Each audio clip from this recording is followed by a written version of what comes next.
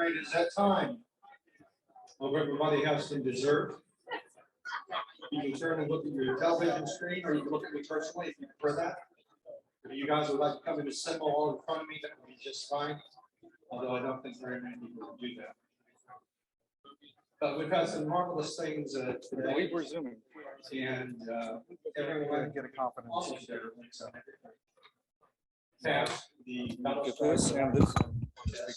I'll tell you tomorrow what that was. We have more important things today than just talk about observations that I have. We're going to have a secretary today. He's the speaker. I'm going to use it.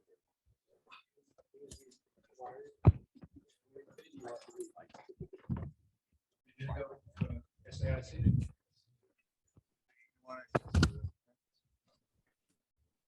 Do you only have a video, Drew?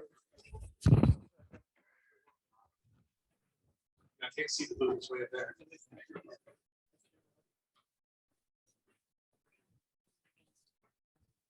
And Joe, you just go ahead and take over since you did yours.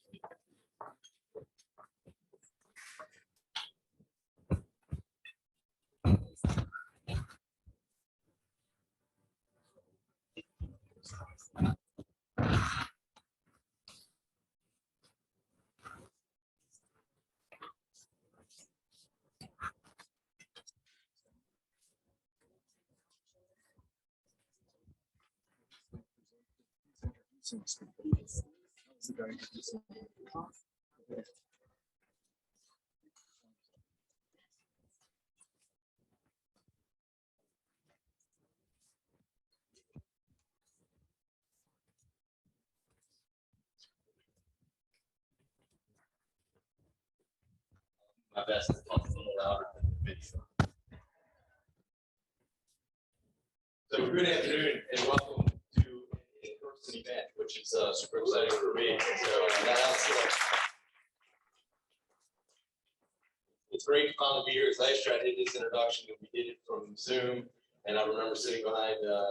And actually, I had one person in my office. Juan was sitting on the other side of the desk. He was my audience as I did it in front of the camera. And those memories, I hope, are behind us, and we get to do it like this from now on. So I'm Joe Boyce, the Vice President of Civil Space at SAIC. For those who don't know me, I'm the former Chief of Staff at Goddard, the place I love to call home for about 15 years. And, I still love when I get to go through those gates. It's very good. So I get the pleasure today to introduce Dr. Stephen Volz. And as I prepared for this today, I was thinking to myself about what is it that makes Dr. Volz an amazing leader. It's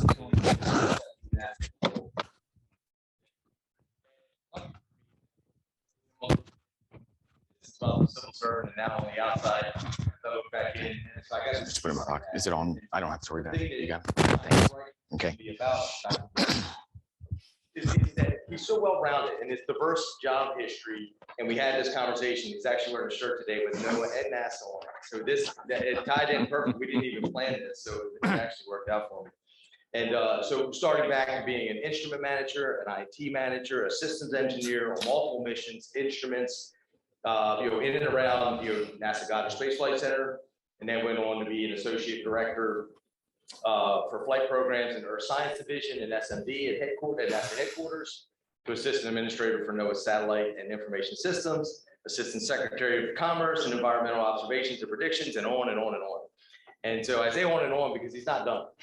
And that it's the diversity and depth of Dr. Volz's work history is what makes him what I believe is the amazing leader he is today.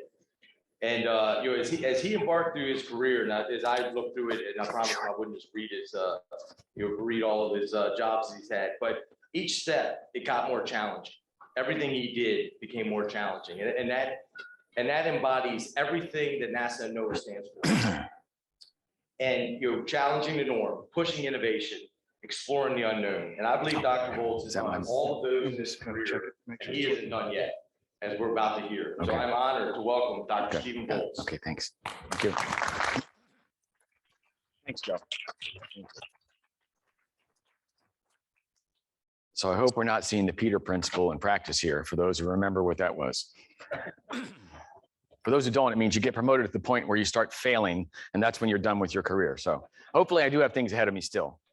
So thank you for the opportunity to be here to speak to this group and for the in-person part. That's one of the attractions to it. I was really glad to take up the offer to be here. This symposium's focus is identified as envisioning our future in space. And you've seen over the last couple of days sort of the rich exploration discussions of the current plans and the past performance and what you're looking forward to in the future for astrophysics, planetary science, and just today with Artemis and the lunar program.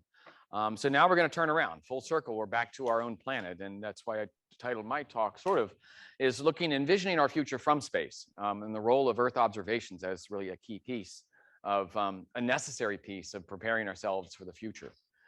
And I was recalled thinking in preparation for this is that, let me see if this works. Do I have to point at somebody? Down button, yeah, not the up button. See, maybe I am pretty at my limit here. We're about the 100-year point of rocket spaceflight. It was 1926 when we had the Goddard flight, but it was 1914 with the first patent from Robert Goddard. And just a few years later with the first rocket, which you see everywhere. If you walk around Goddard, it's like it's in the DNA of Goddard, this picture. But really, just a few years after that, just 20 years later, going how quickly we've been evolving, we had the first images from space. And this was using an old World War II rocket, I think an old V2, which was instrumented with the camera. So we went in from 20 years for the first liquid fueled thing you can put on your desktop to actually taking pictures from orbit. Fast forward another 20 years, around 20 years, in 1968, first image of Earth from another celestial body. And this might be the image of Earth from Artemis from the Gateway in a few years as well. We see these incredible jumps in 20 and 20-year periods. And in each of those, it's really remarkable about how quickly we've learned and how much, and our viewpoint is changing as we go forward. And finally, about another 20 years later, in 1990, and those of you who were at last week's symposium remember this picture of the pale blue dot, was a look back as we were continuing that exploration, looking back at the Earth and looking back at what we left behind. Now, I'm not as eloquent as Ms. Parker Arntzen Bodan was in her presentation, but it's really hard to look at this picture and not feel sort of a haunting image of the isolation and the beauty of our planet, the uniqueness of it, and the value that we place on it. So returning to Earth over this period of time is really key that we manage, that we take care of the planet we have. Right around the same time as this picture was taken, NASA initiated its mission to planet Earth, which was an initiative to actually understand and investigate the planet from space. Now, we've been doing Earth observations for many years. NOAA's been around since '70, NASA and NOAA working together in the '60s. But this was an exploration, a detailed effort to understand all the aspects of the Earth and the Earth environment. And we really have benefited from that. So fast forward another 30 years, this is a picture just from 2020, from one of the assets we have in space, our GOES-R satellite. It really highlights in great clarity the complexity, the beauty, and really one example of the availability of what we have from space. And then what we'll talk about today is how these different observations and the ones that are coming in the future are really necessary and important for us to survive and for the planet to be healthy in the future. I believe at this point we're reaching that complete knowledge of the Earth at a time when we really need to know it and we really need to apply it. So our challenge is going to be taking what we know and doing the right thing with it. So why is now so important?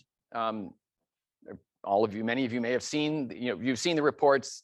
We no longer dodge the question of climate change. It's here, it's now. Our IPCC reports and other reports make it very clear. And it's also, we're major causers of it, which means we have a hand in the creation and a hand in the correction of the issues that we deal with on a regular basis.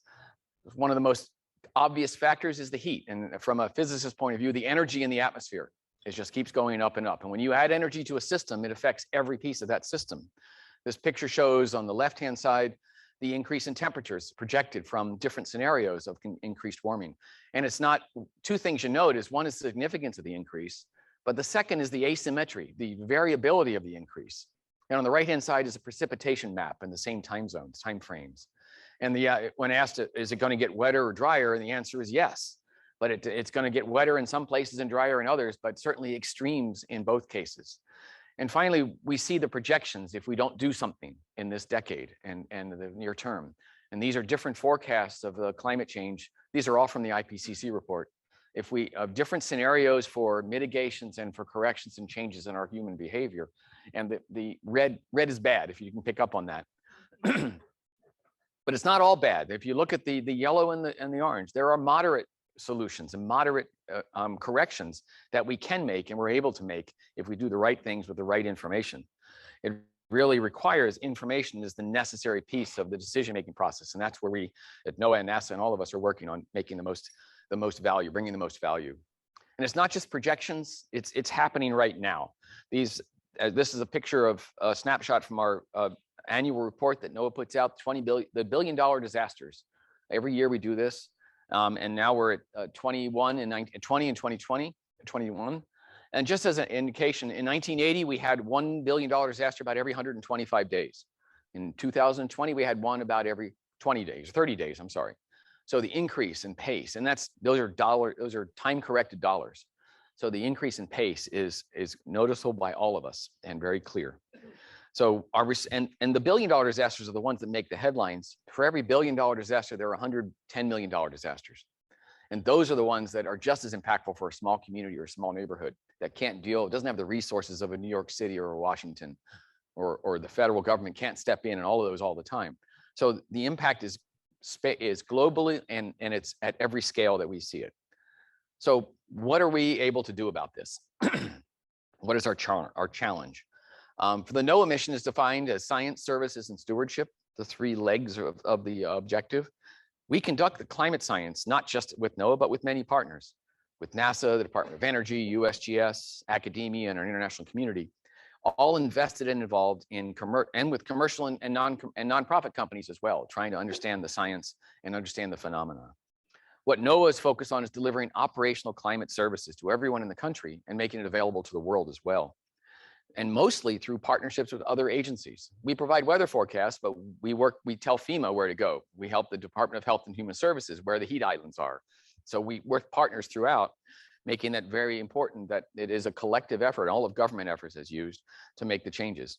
And finally, we have to do this while balancing the health of the environment, of the ecosystem. So our stewardship, environmental stewardship is science informed and necessary, such as fisheries management. We harvest fish, but not so we kill them. We harvest them so that they're healthy and they're growing and the ecosystems are healthy. And the ecosystem management and our fisheries sanctuaries are managed scientifically so that they're sustainable and healthy into the long term for our generations to follow. And the NOAA priorities on those to address these are on the left and the middle you have there are basically clearly on identifying the climate and providing climate services information, balancing that adjustments of managing our ecosystems and while it's still enabling economic growth. But a focus on this one on the equity side is a real understanding, that all communities are not equally able to reply and respond to the information that we give them. So we have to make an effort to reach out to the communities in their environment and in their cultural and their financial arrangements so they can deal with the information we provide. You can imagine that's not just posting a weather forecast on the web. It's actually reaching out in 100 different communities around the nation to figure out what is receivable and executable in your community. And that's what we have to do is in the equity side is to make sure the data, it's not just weather, it's all the other data we provide. And it is not just a NOAA or a US activity. Satellite Earth observations are a global enterprise. This is not a picture of all the satellites in orbit. There are hundreds more. This is a picture of all the ones that NOAA uses every day in our weather and our environmental forecasts and measurements. You'll see on here a number of 16 different NOAA satellites, but there are also, there are also a dozen different NASA and EUMETSAT and Japan Med Agency and Korea and Spain and other satellites that we use on a regular basis. And we don't just use the data when it gets into the archives. We have operational arrangements with these companies and countries. So the data flow to our archiving services within minutes of acquisition. So we have operational access to this global network and our partners have access to ours as well. It's a two-way street. In our weather forecast, for example, easily 50% of all the data that goes into our numerical weather prediction forecast come from partners, not from NOAA or not from the US. So and this is a good thing in that the global enterprise is necessary to solve the challenge, and it's already been working on this for a long time. WMO and the Coordinating Group of Meteorological Satellites have been around for 40 plus years and have identified the ways that we can and should work together. But it's not enough that this is a subset, I said, of the available data. And it's not all the data that we can be using. So I drive my own team crazy when I use the attitude that every bit is sacred. Don't let something just die because it's not in our requirement set to use that data because they just came up with it. If it's useful, we should collect it and we should integrate it and figure out how to use it. And that's where it gets into the next stage of bringing these things into usefulness. The observation systems that we have are the collection point, but not the delivery point of the information. On the left-hand side of this picture are just a picture of about a dozen different observing systems that we use on a daily basis in collecting information about the Earth. You'll see there, obviously there's the satellites, but there's ships and there's planes and there's buoys and there's drones. There are in situ measurements. There are trackers on turtles and birds and on fish. All of these systems every one of these has a whole infrastructure behind this. And most of these are NOAA, but not exclusively. And there are other commercial sector systems. Every boat that sails and does fishing collects data for NOAA. We have agreements with a dozen different airlines that collect that transit data as they fly over the poles and looking for atmospheric composition data. And we use that in our models as well. So the network is powerful, but it is still only poorly integrated. The integration part comes in the middle where we take all these data, we get them into a common data system, and we try and make them interoperable and integratable so that they can be used for discovery-driven science and also for the power of multiple observations from different satellites of the same phenomenon. You have a global picture.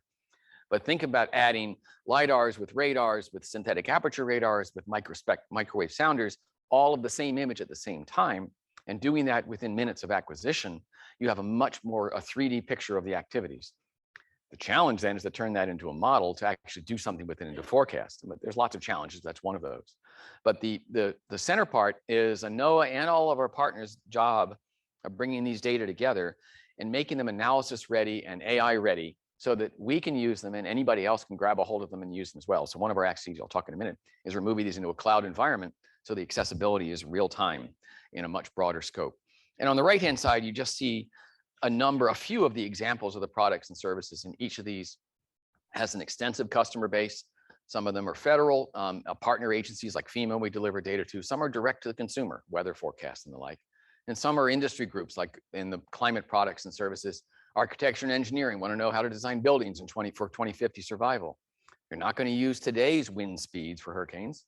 They're not going to use today's flood maps for coastal cities. They're going to want to know what's going to be in 2030 or 2040 and 50. Our forecasts have to be mapped against that. And that's part of the evolution of these products as we put climate into the picture on a regular basis. So the systems that we have, so that's a picture of what we have now, and it's powerful but limited, and we're working on integration. So now I'll pivot to what NOAA is doing in the future, working with our partners as well, to create the next generation systems. And we're taking our approach within NOAA is to use four pillars, the three being observing and the fourth being the foundation, which is how we bring the data together. So I'll talk to these each a little bit. On the geostationary side, every time you see a hurricane picture with a full disk image, that's coming from one of our GOES satellites. And we've been flying those with NASA since the early 70s. We just launched earlier this month, GOES-T or GOES-18. The 18th, Goddard, NASA has great ways of naming spacecraft, by the way. We have really good names too. We have NOAA GOES-18 now and NOAA 20. And you can guess what the next ones are going to be called. I was joking with Joe earlier, where NASA likes to be exciting, NOAA likes to be boring. And I mean that quite sincerely, is we don't want you to think about, oh God, did you see what NOAA said yesterday? We want you to pick up your umbrella because you saw the forecast and come home because it was right. And we don't want to be noticed for doing what we do as our job. So that's why we name our satellites so boring, like NOAA 18 and 20, et cetera. But in any case, we launched GOES-18 on Monday or on March 1st, and it was incredibly successful. Everything checks out fine. And a lot of people in this room had a lot to do with that over the years. But in GEO, that's the third of fourth. We have one more to fly in 2024. But we now have to plan for 2030 and 2040 and 50. And that's what GeoXO is going to be. And GeoXO is going to be the generation which builds beyond what we have right now. And I'll look at the 5 instruments we have added to this. What you see familiar, the imager and the lightning mapper, those are on GOES right now, and you see those. That picture you saw earlier was the Earth from GOES imager, the ABI. We're going to fly those again with greater resolution and greater spectral band interest, but we're also going to add 3 new instruments to the collection of geostationary. a new OCX or ocean color instrument, which is going to be able to map the first US operational use of ocean color from GEO. And it will allow us to do coastal and near coastal zone fisheries management, ecosystem biological development in runoff in the coastal zones. Looking through it on a diurnal basis, looking at variations during the day, looking past clouds when they go around them. And it's built on the experience developed by NASA's in development right now, Glimmer mission, which is going to be flying before us. And also the South Koreans are flying 2 ocean color instruments, Gochi and Gochi 2, and we're using their data as well as proxies. So we're basing some of the development on those lessons learned. The new atmospheric composition experiment, or ACX, is another one which will fly and measure air quality, and measuring hourly the air quality across the entire continental US and looking for chemical reactions and chemical interactions, again, on a diurnal basis, which the quality changes as the day goes on. The morning air is much different from the afternoon air. This is based on history of NASA's TEMPO and the South Korean GEM instruments, which are flying. NASA's TEMPO flies soon. The South Korean GEM is flying right now. And finally, the sounder instrument in the middle, the hyperspectral sounder, or GXS, will be the first geostationary operation sounder that NOAA or the US flies from GEO. And it's going to provide incredible wealth of low latency IR and infrared sounding, providing atmospheric wind, water vapor, and a number of other events, which will help us with our critical or severe storm events. All of these are going to be flying in a constellation, which is a new world for us, where we now have 3 flying at once. We have the east and west, and now a new one in the middle, which is where the sounder and the atmospheric composition instrument will fly, as well as an opening for partner observations, where we're opening the payload for new capabilities. This first launch of this satellite is targeted for 2032. And that's an aggressive, believe it or not, an aggressive schedule for the government to take a satellite from concept to launch. And these will be added to a global network, a geo ring, as we call it, of similar, not exactly the same, but similar observations around the world. And that data infrastructure I mentioned will allow us to bring all these data in real time. So instead of having a sounder instrument go over your head once a month or once an hour a day, we'll have real-time actual data from around the globe simultaneously and be able to bring these together for operational weather activities and other events. The data volume is going to be significant. It's about 1,000 megabytes per second from our constellation, compared to about 150 right now we get from GOES-R. And that's just ours. That doesn't include the other satellites from around the planet. But this is the vision of the future for GEO. By 2030s, we'll be having this and be able to utilize it. On the LEO side, it's a whole different ballgame.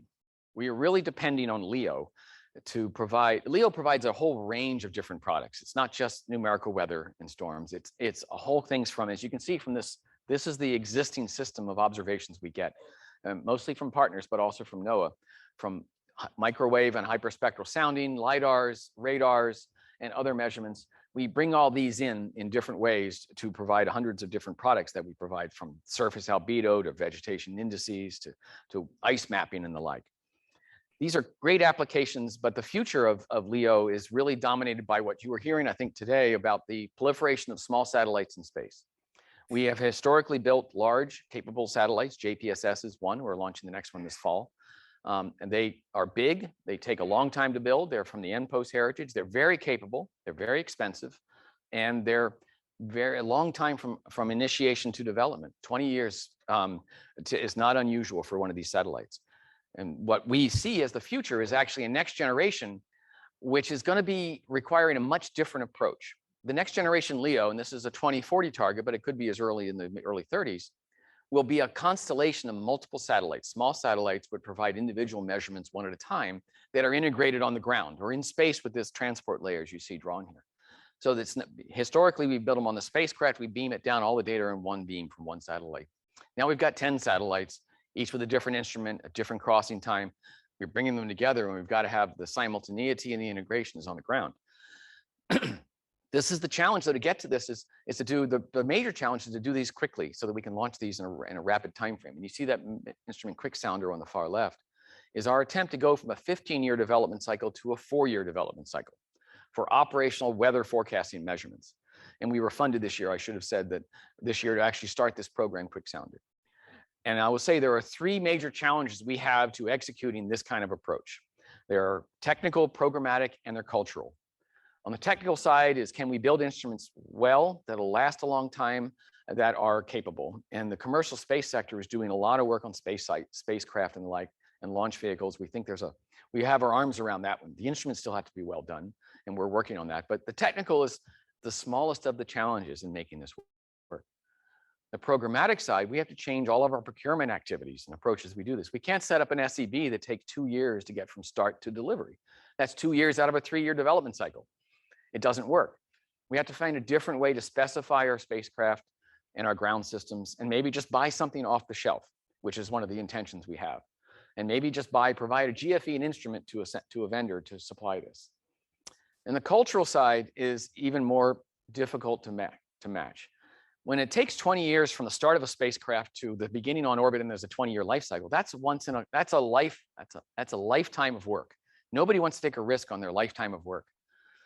And that means you build in at every stage conservatism and reliability, and you got to test it again. And there's a culture that we all put in that it's too big to fail, or too important to fail. And I'm not saying we want to fail, but we want to have a system, but it also is arthritic. And by the time you launch it, your technology is 10 years or 20 years behind the rest of what's possible. We want to be 5 years behind at most, which means we got to be able to refresh on a regular basis. So the as I call it, the D4, the define, design, develop, and deploy part and operate, instead of taking 20 years, we want to do that in 5 or 4, which means we've got to look at every piece of that puzzle. And the cultural piece is going to be changing not just how the engineers work, but how people like I work and Dennis works. How do we manage? How do we oversee this? And how do we authorize the execution? And it's going to require a conscious effort of change all the way from the engineer to the Secretary of Commerce for this to work. And so we're not underestimating the work there. It's tough. And we're working daily on all those different levels to try and make sure this works. NOAA's Quicksounder Mission, which is a NASA NOAA approach to developing this, is definitely underway. We're flying an ATMS, which is the sounder instrument on GOES, JPSS, the EDU, the Engineering Development Unit, as the instrument.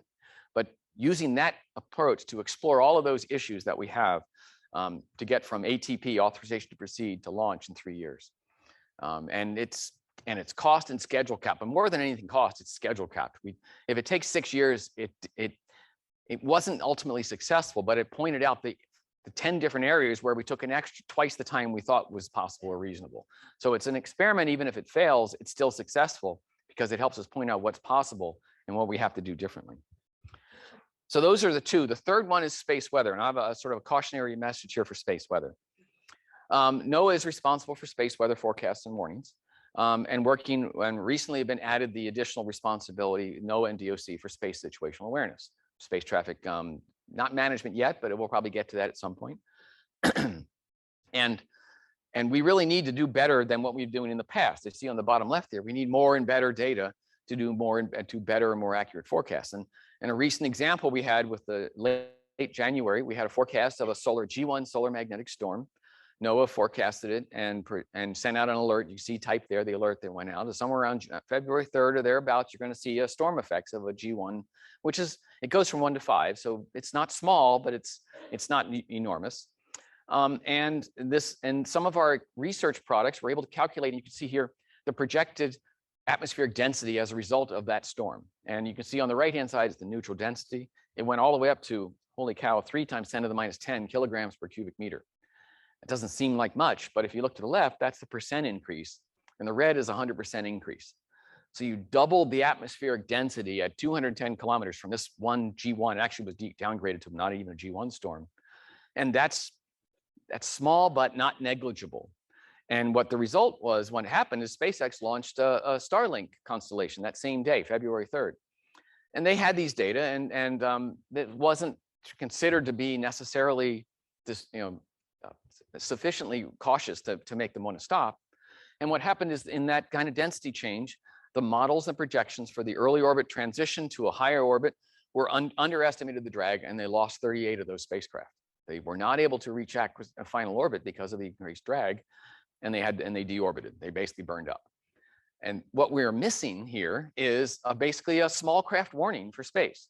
We have that for ships. We say, if you're in a 100-foot yacht, you're okay, but if you're in a dinghy, you better stay on the ground. Think of the equivalent.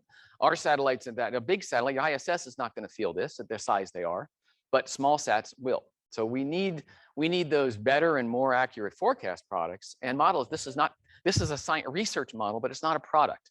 It's not a reliable forecast product. And that's what Noaa does. It turns research into reliable, validated products that then people start knowing they're going to be there, they start acting on and living with.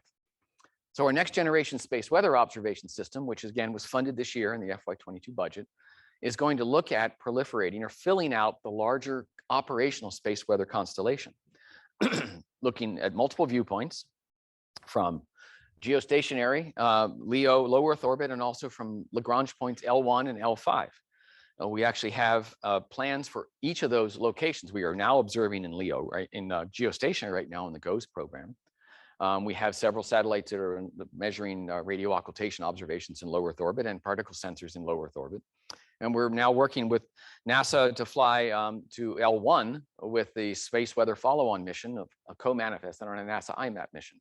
And we have a partnership with ESA to provide a compact coronagraph, which measures CME, on their L5 mission and their research mission. So we'll have, by the end of this decade, 3 compact coronagraphs measuring CMEs, one from GEO, one from L1, and one from L5. Whereas now we have one which is 20 plus years old and gives very grainy images of CMEs, a coronal mass ejection, which could be a very bad day for technology if we get a big one. It could be a bad day, but better, not quite so bad if you know it's coming and you can harden your systems, turn things off, et cetera. With funding this year, as I said, in FY22, we're ready to actually start moving out on this, but also on exploitation of some NASA missions such as Punch and Gold, which are research satellites, to get those research observations into the operational system when they're available, not when they've been replicated as an operational system. And the final piece of that puzzle is the ground enterprise. I'm not going to walk through this whole thing, but I wanted to put this up here. It is easily as expensive and as important as the satellites in space. Is how do we bring the data down? How do we bring the data together? And how do we integrate, and how do we ship it out to everybody else? So on these 4 paths, you see on the bottom is our legacy systems that we built over the past. We usually build an antenna for every satellite or every satellite class. So we have a bunch of independent antennae around the planet. Some in North Pole and South Pole, and some around the equator for geostationary. That's costly. Every time you build a new spacecraft, you build a new antenna. That's dumb. It's dumb in the future. It was fine in the past. I'm not giving everybody a bad idea. It was a good idea when you're building them one at a time.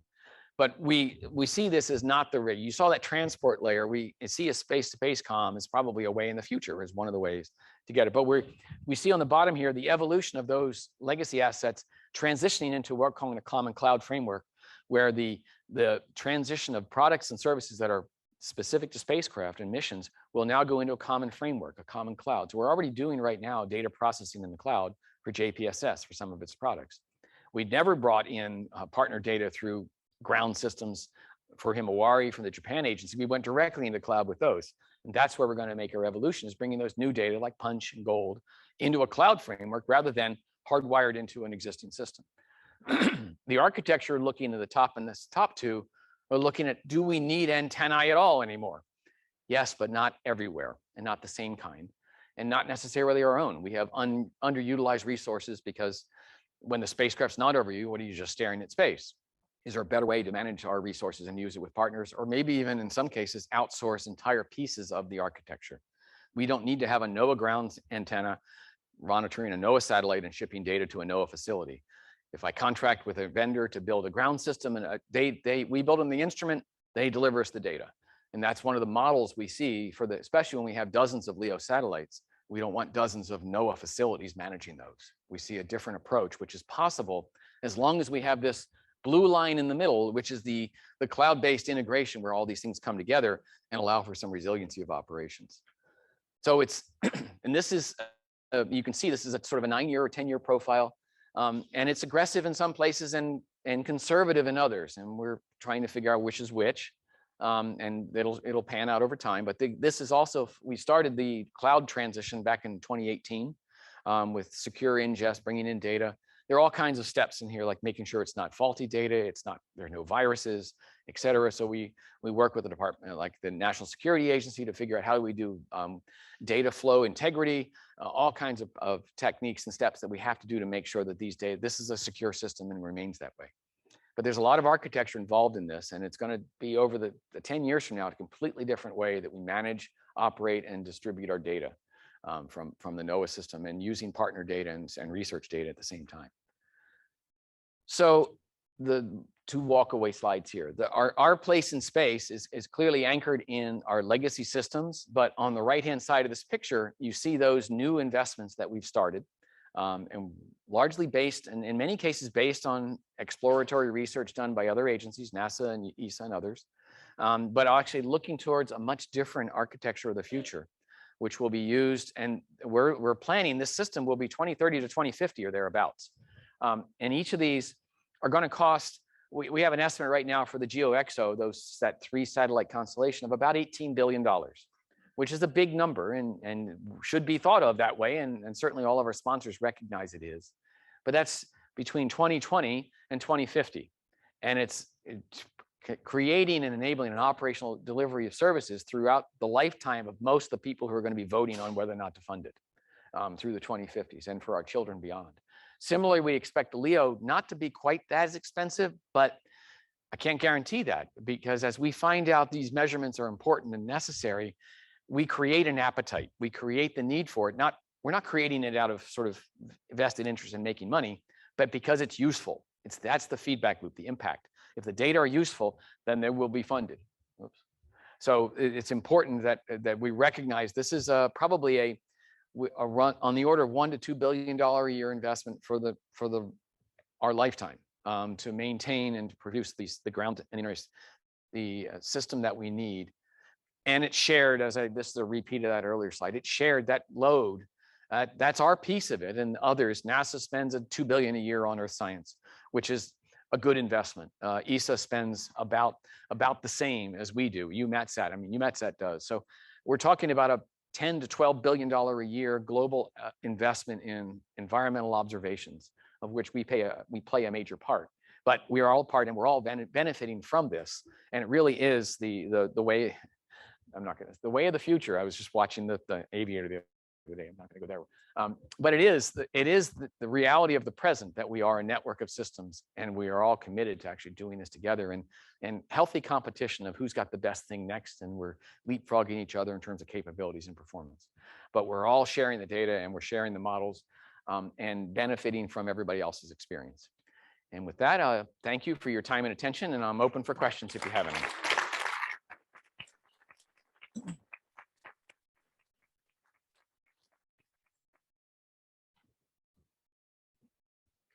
Don't go. Oh, I'm just going to get a drink of water. Is that okay? So we do have some runners. Abigail and Jim are going to run. We've got a question right down here in the front, or in the back, right away. I think this is working. I don't know if I need that. You don't need this. Okay. Yeah. This is a really simple question. I just want to know if you think we're beyond the point of no return, as I've read so much in the Washington Post, and I just wondered scientifically, where are we right now along that timeline? No, I don't think we are. I think we are I have faith. Is this working well enough? Okay. I have confidence in the work that went into those.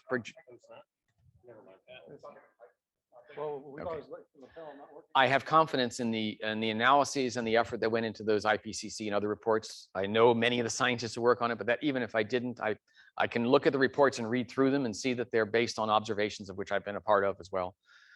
It's not easy, but it is definitely doable. And even if we can't mitigate to 1.5 Celsius increase, we can certainly and can make the world a much better place and mitigate the worst impacts that would happen if we just said, hey, who cares? It's done. Let's just party. So there's a lot we can and should do. Yes.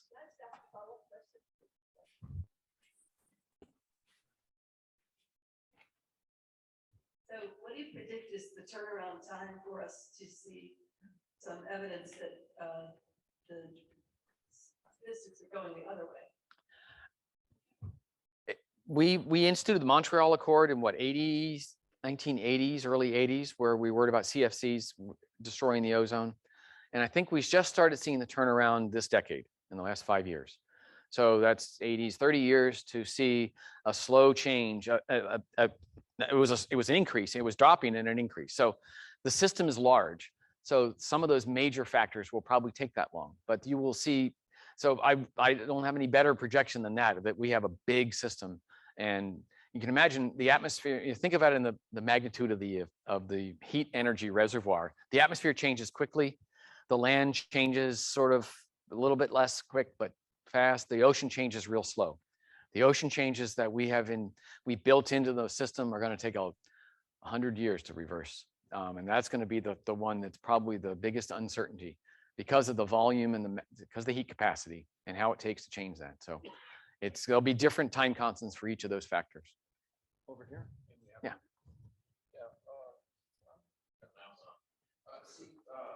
Terrific presentation, terrific knowledge we're getting back from satellite. It's remarkable how I've learned going back to the early mission planet Earth days in the 1980s, that kind of thing. What seems to be going in the opposite direction is people's understanding of how we know the fact that climate change is a function. The fact that the idea that the Earth is flat since the beginning here. Is there a part of Noah that, much like NASA's education office, tries to reach out and tries to help people understand that these are factual things and these are why we know these things? You know, like I said, brilliant amounts of data, incredible things coming forward, but it's not being connected with a lot. There is definitely a preaching to the choir phenomenon where we get into our own. We talk to scientists and the scientists all agree. So why the hell can't everybody else understand? And I think that's ignorance on our part to think that's their fault because they don't understand it. One of the things that we have learned, is there a Noah effort? I would say, I talked earlier about the scalability of the responsibility of us as an agency to provide information in a way that can be received. It goes beyond just weather forecasts or flood warnings. It goes into all of the information products we provide. So it requires actually that you get into the communities that you're trying to convey information to and understand what their perspective is. I can certainly imagine if I'm a farmer in North Dakota and it's a little warmer today, but I don't see the ice melting. I don't see the fires in the Amazon. I don't see sea level rise. So this is all why should I worry? So when you talk to somebody like that, you need to say, have you noticed that your crop cycle times are changing? That the drought now is 5 times worse and more prevalent than it was 30 years ago. And this is how we understand that. And this is what it's going to mean to you.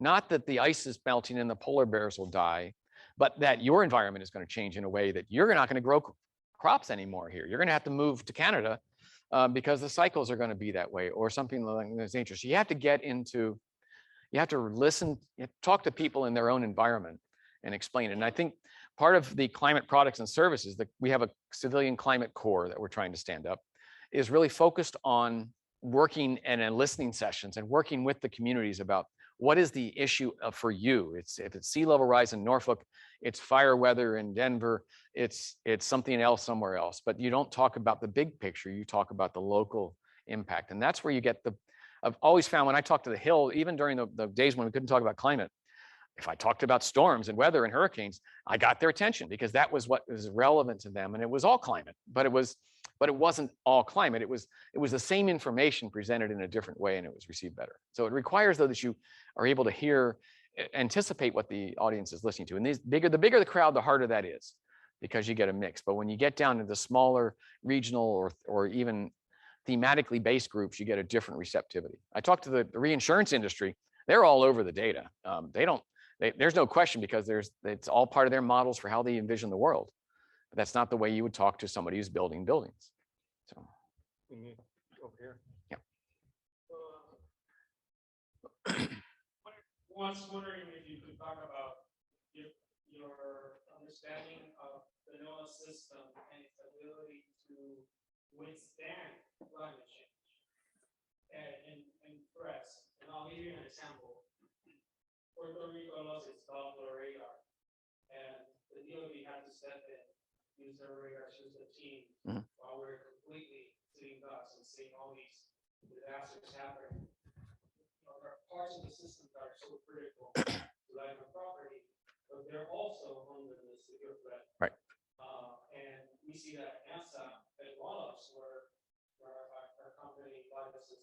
looking at weatherizing our core infrastructure to keep our space systems running. And so I wanted to kind of get an all perspective of what your thoughts are on that side. So yeah, the observing systems are just as vulnerable to or designed for certain parameters of environmental factors as well. So they are vulnerable the same way that an apartment complex might be. You build it to certain standards and expectations, and if things get much worse, then your system is vulnerable as well. So we are working within our own facilities when we do facilities recapitalization. We don't yet have those forecasted. We have climate norms, which is what we've been doing for a century. Every 10 years, we update the last 30 years and provide that as the forecast for the next 30 for major things, not for storms, but for the strength of storms and the frequency of rain, et cetera. That has to change. The climate norms no longer work that way. They have to be norms plus projections. And that's the part that we're working within our NOAA Climate and NCEI, the National Centers for Environmental Information, who generate those norms, to figure out how to provide the right forecasts in changes for those norms into the future. And we have to build to those. Your example of the Puerto Rico WD-88, the radar, the ground radar, was a good one. Of another aspect is we have to look at how to make our systems resilient. And in that one, we did get a Defense Department radar brought in, but in the meantime, we used Ghost 16 data as a proxy for winds.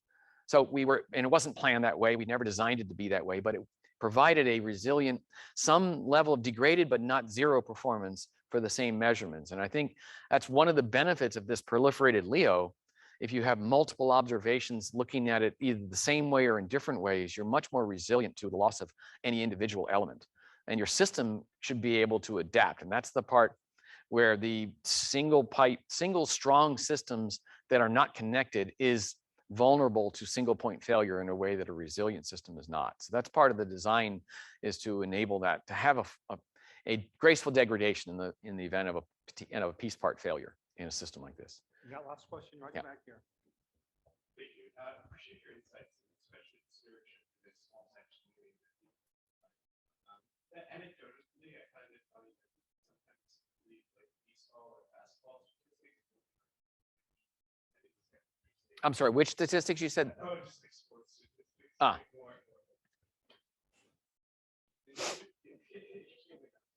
But I thought, as far as instruments or for the future generations, what would you recommend for this next generation? That would assist you.